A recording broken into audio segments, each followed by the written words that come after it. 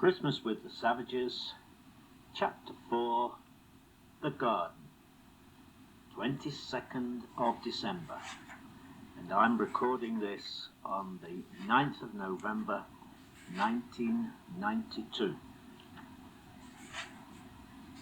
Swing doors covered the green beige separating the back part of the house from the front.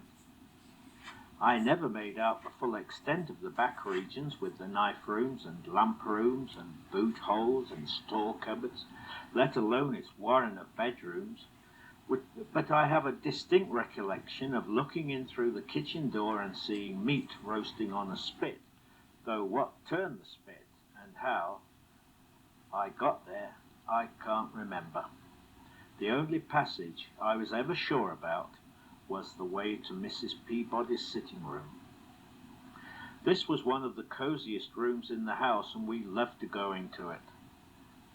For one thing, it was next door to the still room, where two still room maids were always making cakes, and there was generally a mixing basin to lick out. For another thing, it was as full of knick-knacks as a curiosity shop.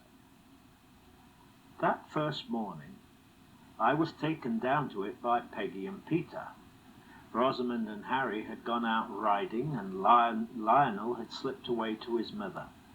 The rest of the children were getting ready to go out, a very weary process in nursery days. You would have laughed at the clothes which we wore for playing in the garden. They were last year's Sunday ones, and were not at all suitable. My hat was a huge object made of velvet. The brim was lined with pleated satin, and it was trimmed with a wreath of big satin roses. My coat had a floppy collar of broderie anglaise, and we wore button boots, which took a long time to do up and let in the water. However, we did not think that we looked funny, and as we had never heard of dungarees or gumboots or pixie hoods, we didn't want them. We went happily down to Mrs. Peabody's room, and she was so kind to us that I changed my mind about her and decided that she was very nice after all. So let us go round her room fingering everything and asking questions. Among her treasures, which I can remember, were a yellow china pillar as high as myself, a carved bear painting, a landscape, a vase full of peacock's feathers, and a model of Tamerlane Hall made in sugar. But the thing which really caught my fancy was a small glass swan. There was nothing very extraordinary about it, but the moment I saw it, I loved it. I stroked it and held it up to the light and resolved that when I grew up, I should search the world until I found one like it. Peter was more interested in a boomerang which Mrs. Peabody's brother, who was dead, had sent her from Australia.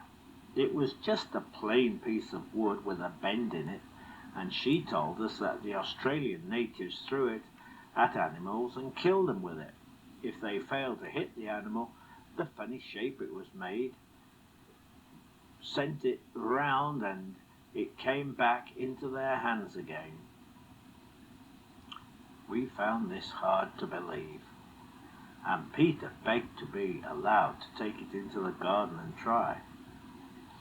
Mrs. Peabody did not really want to let him, as the boomerang was one of her greatest treasures, but no old lady could ever resist Peter's angelic face and beautiful curls. "Well, all right," she said at last, "if you promise me to be very, very careful with it." We promised, and then we heard the rest of the nursery party descending upon us. Betty stumped in first, demanding Mrs. Peabody's collie dog Kim, of whom she was very fond. She put her arms around his neck and kissed him again and again. She would insist that he was the real Lord Tamerlane and owned everything in the house. She had noticed that this shocked and embarrassed the nurses, so she made a point of saying it, especially in front of strangers. "Good morning, Lord Tamerlane," she said. "I hope you haven't been missing me. I wanted to come before, but I wasn't let. Thank you for putting me in a bed instead of a cot. Tommy's got the cot now. It's a horrid one. You can't see out of it." I don't know how much of this Kim understood, but he certainly looked pleased to be made a fuss of, and he let Betty crawl over him while he sat with his mouth open, panting hard and smiling. Then the prams had to be got out, and the 4 babies fitted into them. Mr. O'Sullivan, was flitting about. He always appeared when anything was happening. Nursery maids were sent upstairs for things that had been forgotten, and after several false starts, they trundled off. Betty went with the pram so as to give Kim a walk. In a way, these walks were painful to her, as she had an idea that the Jersey cows in the park would object to Kim being the same curious colour as themselves, and suddenly rush down on him to punish him for it.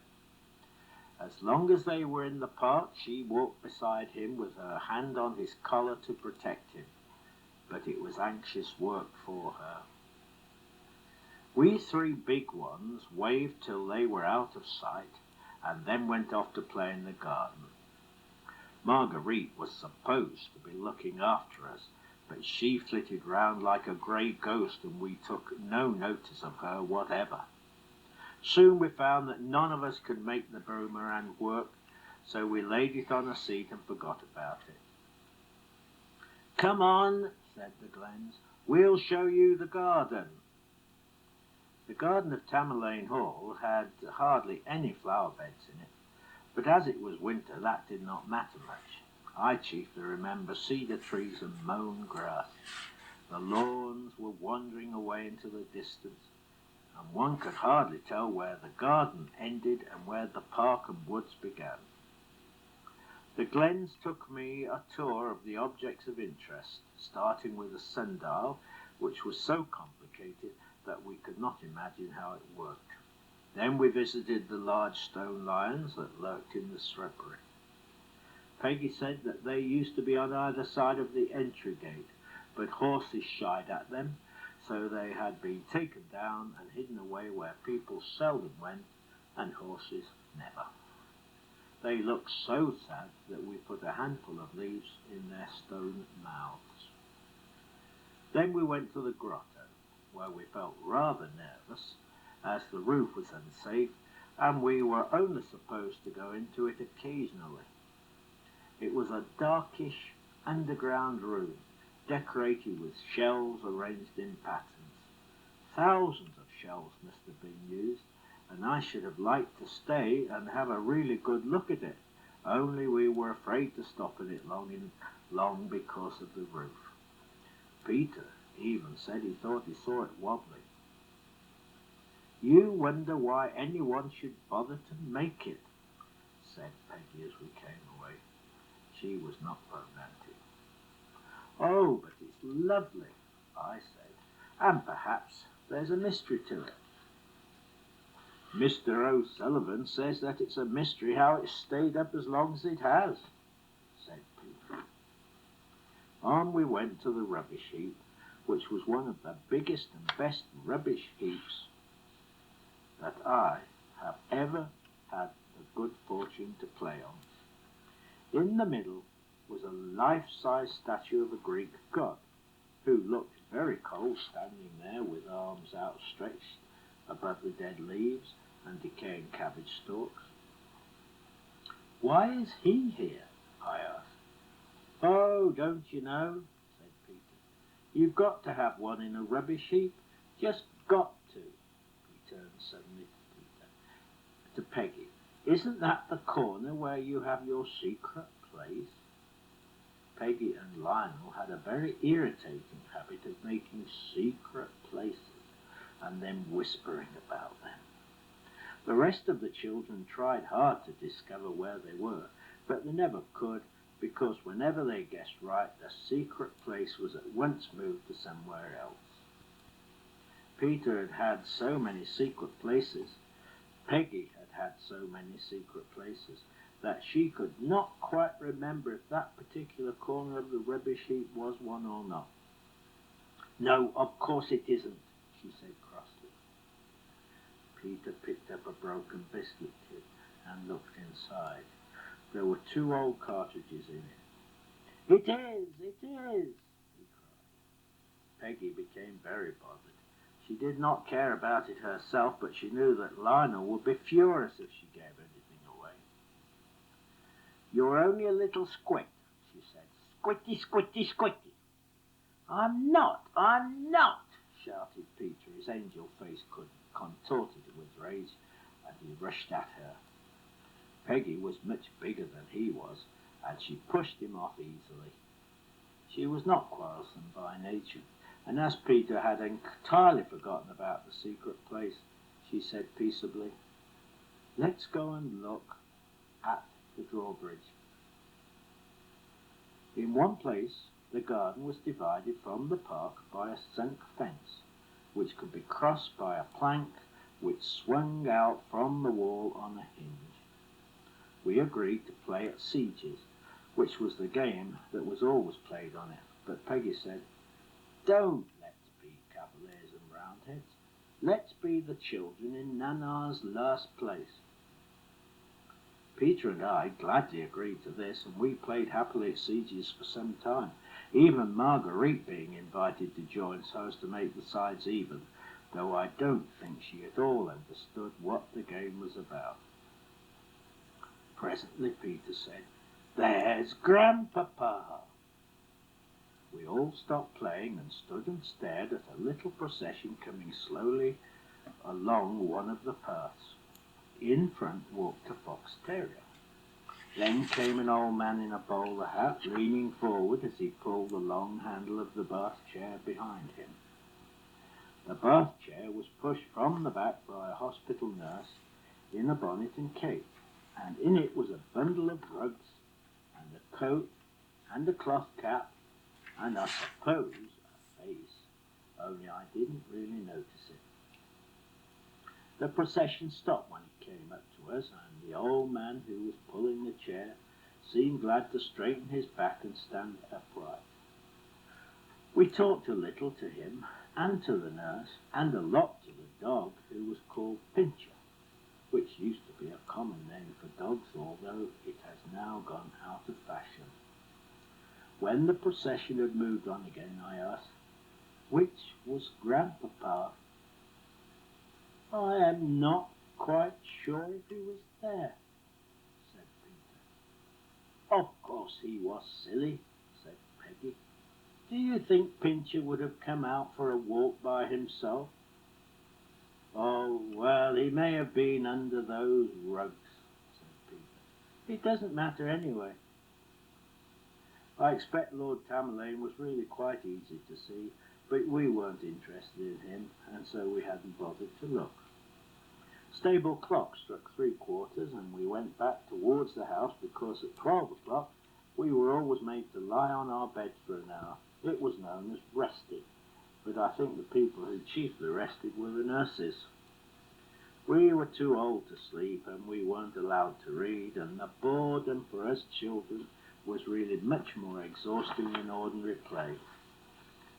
When we got near the house, we found that 2 aunts had come out and had found Mrs. Peabody's boomerang. They were taking it in turns to throw it, but they were not any cleverer than we had been, and the boomerang was going all over the place. They looked very funny, waving their arms and jerking their bodies, but they were nice, jolly aunts, and when we ran up and laughed at them, they laughed too. In fact, everyone was having a good time when the smell of a cigar told us that one of the men was bearing down on us. Don't look round, muttered both the aunts together, but I did, and saw coming towards me a bald head and a bushy moustache. It was Aunt Muriel's husband. For a ghastly moment I thought he had come to accuse Peggy and me, and I was just about to explain that it had all been Rosamond's idea, when I saw that he was not looking at either of us. His eyes were fixed on the boomerang. I cheered up still more when I saw one of the aunts make a face at the other one, and I understood that they did not like him any more than we did. Well, it's a long time since I've had the pleasure of handling a boomerang, said Aunt Muriel's husband, stretching out a pudgy hand for it. Though, of course, when I was in Australia, one got pretty used to the things. It's Mrs. Peabody's, said one of the aunts, putting it behind her back. We're just going to return it to her. I noticed you weren't being very successful with it, said Aunt Muriel's husband. I dare say you'd like me to show you how it's done. Perhaps another time, said the aunt, moving towards the house. Of course, it's only a knack, said Aunt Muriel's husband, getting between her and the door. Some people pick it up very quickly, and on the other hand, of course, some people never seem able to get the hang of it. I happened to get the idea almost at once, that's all. In fact, the natives were amazed.